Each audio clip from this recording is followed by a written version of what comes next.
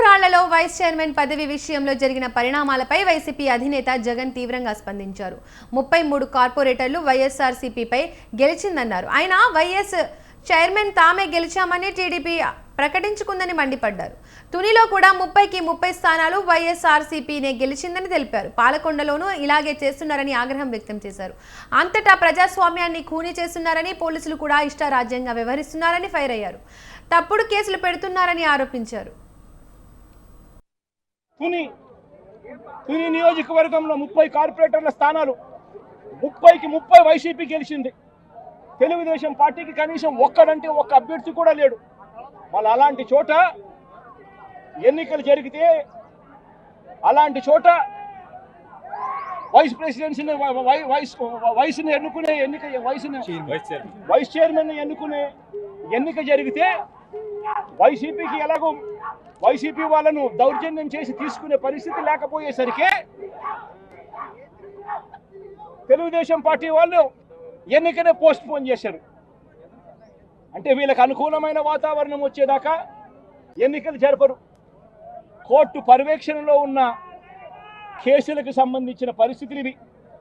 నిన్న కూడా చూసాం, పిడుగురాళ్లలో మున్సిపాలిటీకి సంబంధించి అక్కడ జరిగిన మున్సిపల్ వైస్ చైర్మన్ ఎన్నుకునే ఎన్నిక పిడుగురాళ్లలో 33 మంది ఉంటే కార్పొరేటర్లు 33 మంది వైసీపీనే గెలిచింది.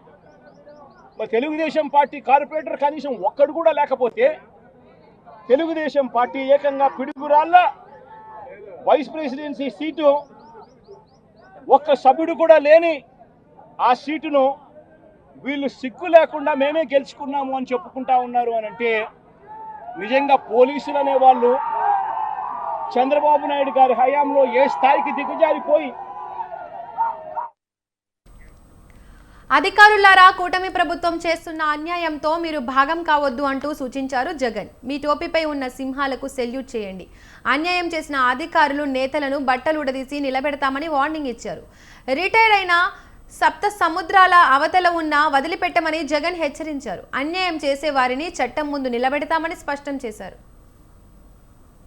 నేను ఇవాళ ఒకటే చెప్తా ఉన్నా, ప్రతి పోలీసు వ్యక్తికి కూడా చెప్తా ఉన్నా, మీ టోపీ మీద ఉన్న 3 సింహాలకు కనిపించే ఆ సింహాలకు సెల్యూట్ కొట్టడం మొదలుపెట్టండి.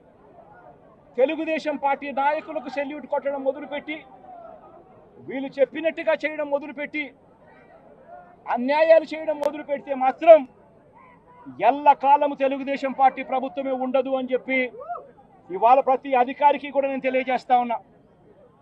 రేపొద్దున మళ్ళీ మా అధికారం వస్తుంది.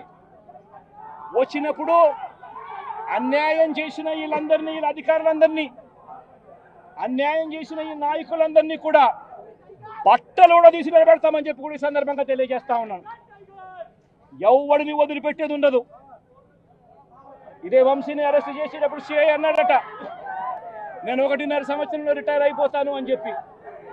రిటైర్ అయిపోయినా కూడా సప్త సముద్ర